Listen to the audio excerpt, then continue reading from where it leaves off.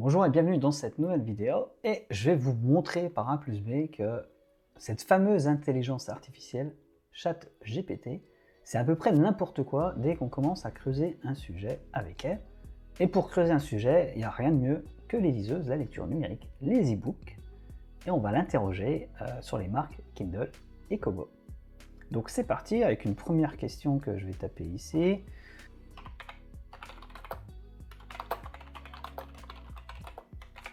Qu'est-ce qu'une liseuse d'e-book?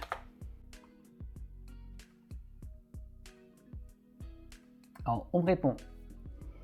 Une liseuse d'e-book est un appareil électronique qui permet de lire des livres électroniques, des e-books, numériquement.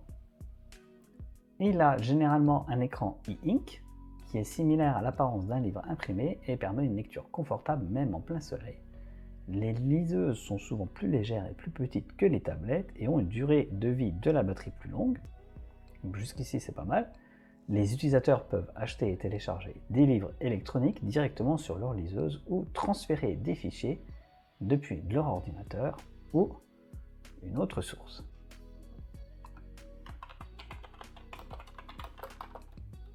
On va lui dire quelle est la différence entre Kindle et Kobo.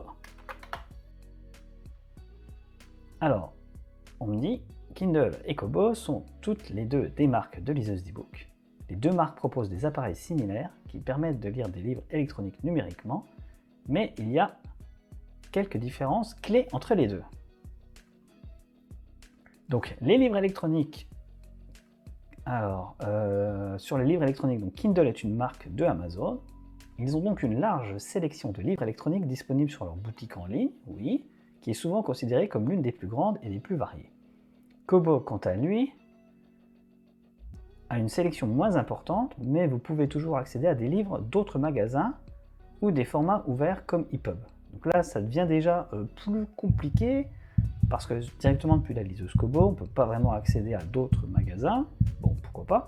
Je pense que ce que l'intelligence artificielle essaie de nous dire, c'est que Kobo supporte le format EPUB, mais aujourd'hui, Kindle aussi. Après, on parle des options de design, donc ça c'est un peu flou aussi.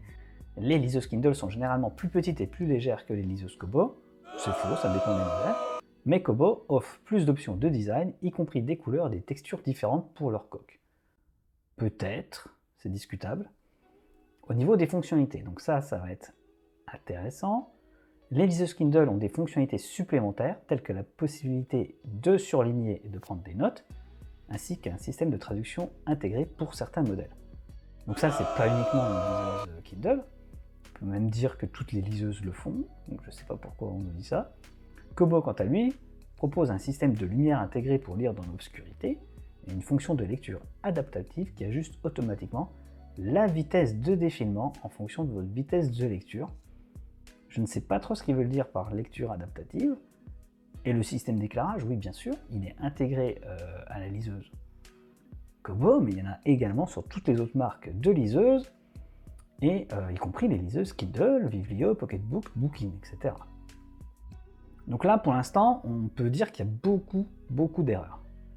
Et au niveau du prix, donc les prix des liseuses Kindle et Kobo varient généralement, oui, mais en général, les liseuses Kindle sont un peu plus chères que les liseuses Kobo, de même niveau de gamme. Alors aujourd'hui, c'est totalement faux, puisque c'est le contraire, c'est plutôt les Kobo qui sont plus chers. Ici, on a une Kobo Libra 2 à environ 180 €.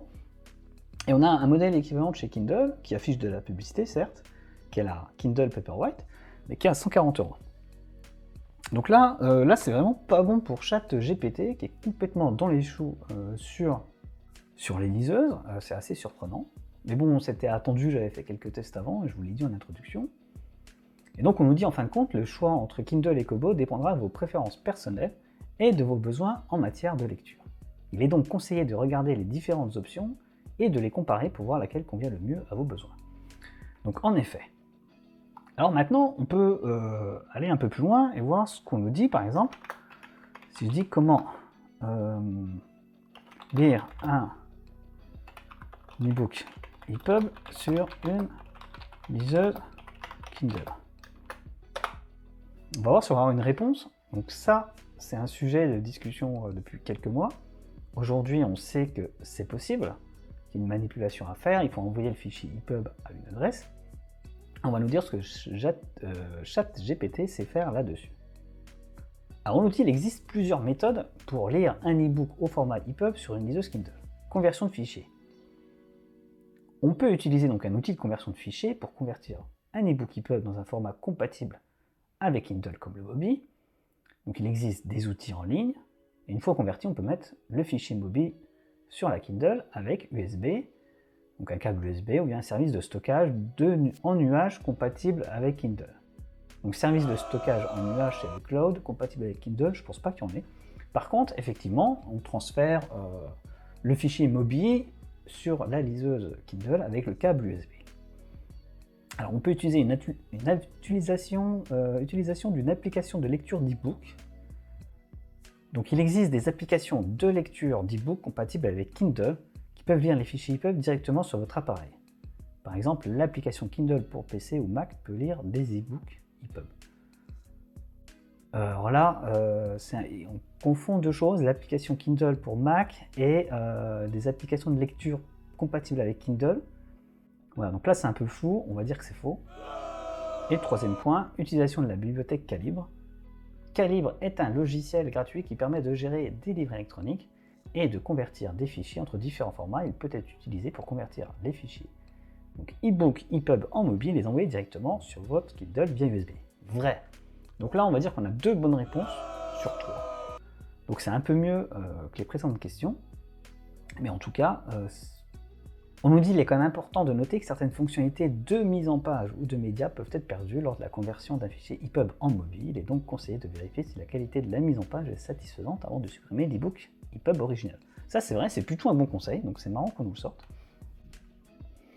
Maintenant, on va lui parler un peu des liseuses Kobo. On va demander quels sont les avantages des liseuses Kobo. Donc réponse de ChatGPT à la question quels sont les avantages des liseuses Kobo. Il existe plusieurs avantages à utiliser une liseuse Kobo. Il y a plusieurs options de design. Donc Kobo propose un large choix de design et de couleurs pour les liseuses, permettant aux utilisateurs de choisir un appareil qui correspond à leur goût personnel. Ça, on l'a déjà eu comme réponse précédemment, lors du comparatif Kobo Kindle, et on a vu que c'était faux. Enfin, chaque marque de liseuse, donc Kindle, Kobo ou Viblio, a des designs différents, mais on a quand même énormément de points communs. Voilà, si je compare 7 Kindle à 7 Kobo, Kobo Nia, donc dans la même gamme, elles sont très similaires, elles font pratiquement la même taille, donc la liseuse Kindle est un peu plus légère. Il y a juste la couleur qui change, donc je vois pas trop ce qu'on nous dit. On nous parle également d'un système de lumière intégré, mais ça c'est disponible sur toutes les liseuses. La fonction de lecture adaptative, donc ça j'ai pas bien compris, une histoire de défilement de la lecture. Ça c'est, je sais pas exactement de quoi il parle, ça ressemble à une erreur de traduction. Le format ouvert, donc Kobo supporte des formats ouverts comme EPUB. Vous pouvez donc acheter des livres électroniques à partir de n'importe quel magasin en ligne qui supporte ce format. Oui et non, alors moi je donnerais pas ça comme conseil. Il y a Viblio aussi, il y a Pocketbook qui supporte les formats ouverts, il y a Bookin. Et aujourd'hui Kindle, il suffit d'envoyer le fichier par email et c'est réglé. Stockage de nombreux livres, c'est pas forcément un avantage. C'est peut-être un avantage par rapport à la lecture papier, puisqu'on a une mémoire interne dans une liseuse, on peut stocker des milliers de livres, donc ça ne tient pas de place. Et alors là, le sixième point, il est assez délirant. On nous dit que une liseuse Kobo est compatible avec de nombreux appareils. Les liseuses Kobo sont compatibles avec un grand nombre d'appareils, y compris les ordinateurs, les tablettes, les smartphones. Vous pouvez donc lire vos livres électroniques sur n'importe quel appareil. Là, c'est du grand n'importe quoi. On nous précise quand même que ça varie selon les modèles de liseuse Kobo. Donc là, je pense qu'on a fait le tour du truc. On voit que pratiquement tout est faux lorsqu'on interroge ChatGPT sur les liseuses. Donc c'est fini pour cette petite vidéo sur ChatGPT. Je pense que je suis l'un des seuls aujourd'hui sur Internet à montrer que ça fonctionne vraiment pas. Et si cette vidéo vous a intéressé, n'hésitez pas à la faire circuler autour de vous.